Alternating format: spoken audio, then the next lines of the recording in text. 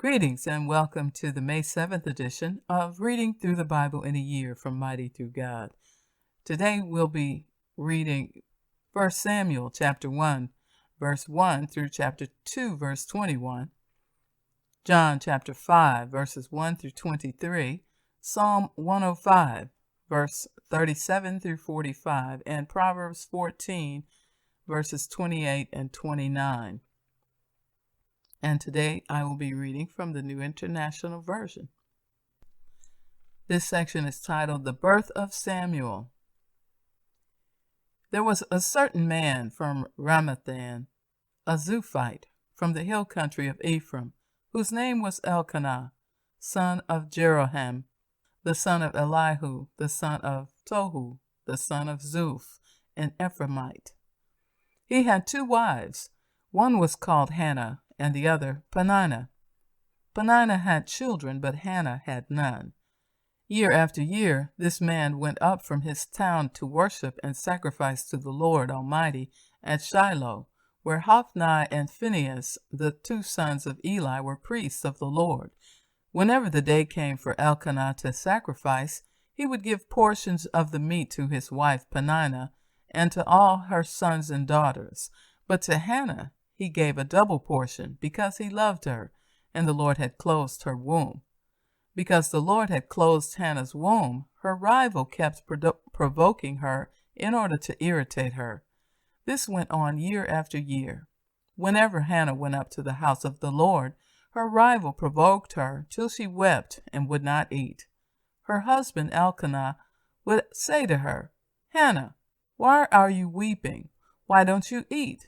Why are you downhearted? Don't I mean more to you than 10 sons?" Once, when they had finished eating and drinking in Shiloh, Hannah stood up.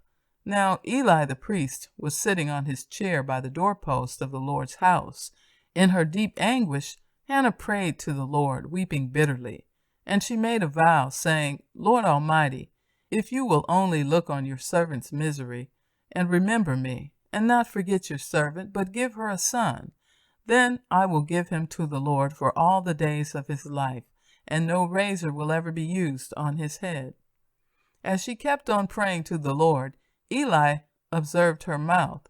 Hannah was praying in her heart, and her lips were moving, but her voice was not heard. Eli thought she was drunk, and said to her, "How long are you going to stay drunk? Put away your wine." "Not so, my lord," Hannah replied. "I am a woman who is deeply troubled. I have not been drinking wine or beer. I was pouring out my soul to the Lord. Do not take your servant for a wicked woman. I have been praying here out of my great anguish and grief." Eli answered, "Go in peace, and may the God of Israel grant you what you have asked of him."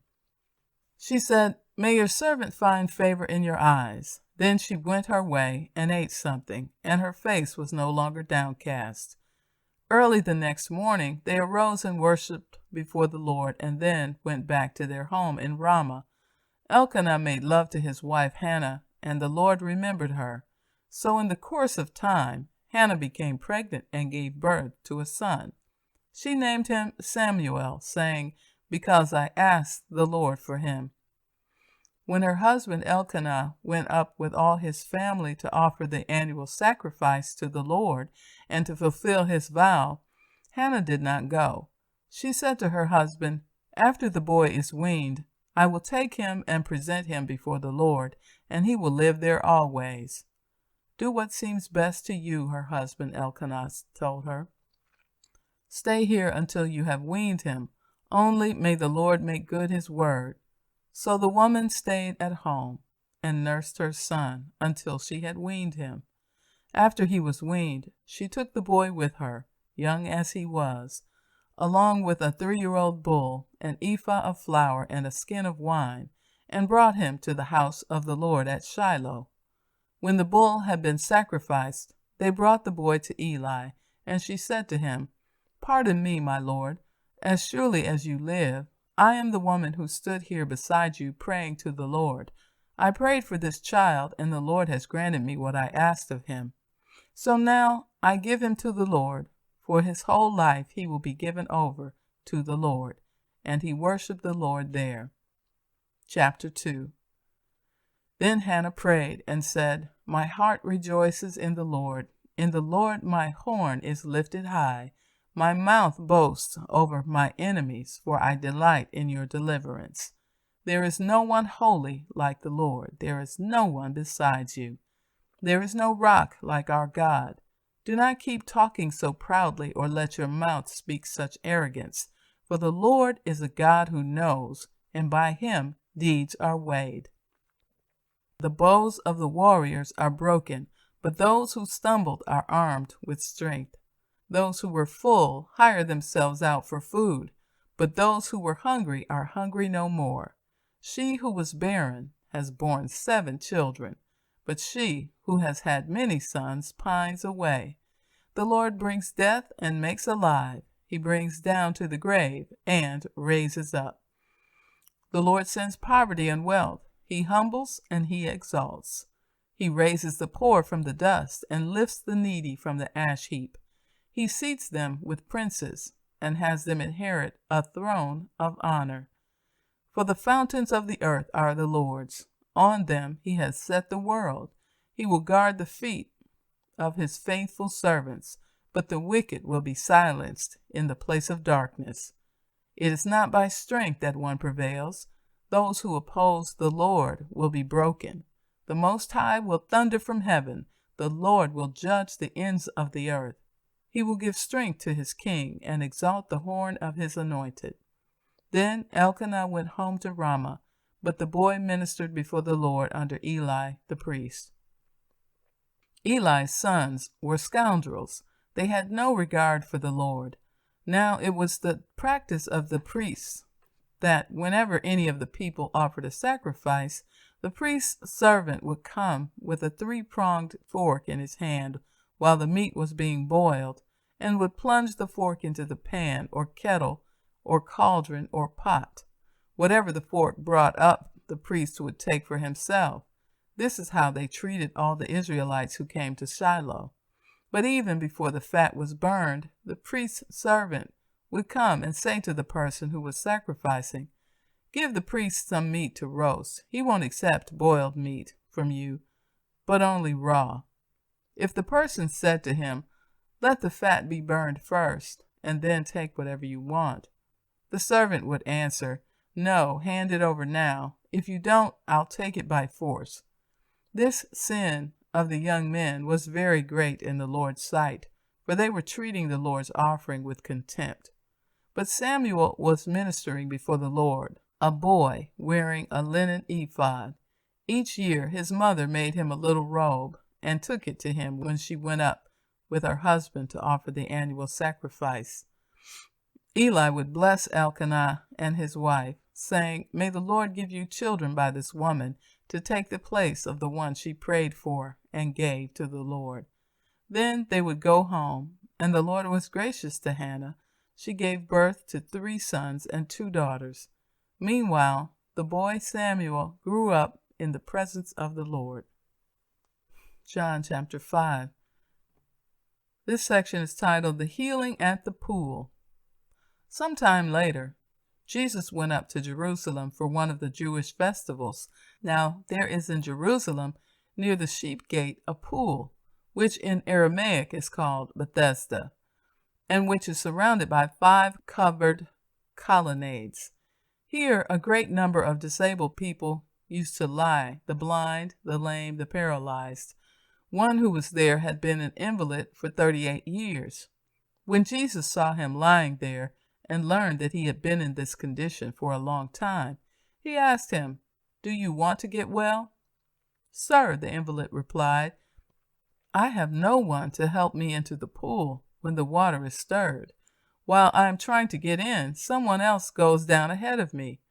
Then Jesus said to him, Get up, pick up your mat and walk. At once the man was cured. He picked up his mat and walked. The day on which this took place was a Sabbath, and so the Jewish leaders said to the man who had been healed, It is the Sabbath. The law forbids you to carry your mat. But he replied, The man who made me well said to me, Pick up your mat and walk. So they asked him, "Who is this fellow who told you to pick it up and walk?" The man who was healed had no idea who it was, for Jesus had slipped away into the crowd that was there. Later, Jesus found him at the temple and said to him, "See, you are well again. Stop sinning, or something worse may happen to you." The man went away and told the Jewish leaders that it was Jesus who had made him well. So, because Jesus was doing these things on the Sabbath, the Jewish leaders began to persecute him. In his defense, Jesus said to them, "My Father is always at his work to this very day, and I too am working." For this reason, they tried all the more to kill him. Not only was he breaking the Sabbath, but he was even calling God his own Father, making himself equal to God. Jesus gave them this answer: "Very truly I tell you, the Son can do nothing by himself. He can do only what he sees his Father doing, because whatever the Father does, the Son does also. For the Father loves the Son and shows him all he does. Yes, and he will show him even greater works than these, so that you will be amazed. For just as the Father raises the dead and gives them life, even so the Son gives life to whom he is pleased to give it.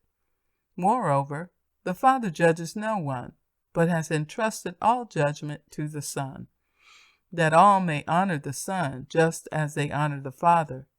Whoever does not honor the Son does not honor the Father who sent him."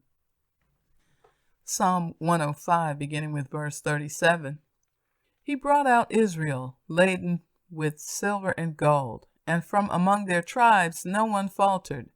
Egypt was glad when they left, because dread of Israel had fallen on them. He spread out a cloud as a covering, and a fire to give them light at night. They asked, and he brought them quail. He fed them well with the bread of heaven. He opened the rock, and water gushed out. It flowed like a river in the desert, for he remembered his holy promise given to his servant Abraham.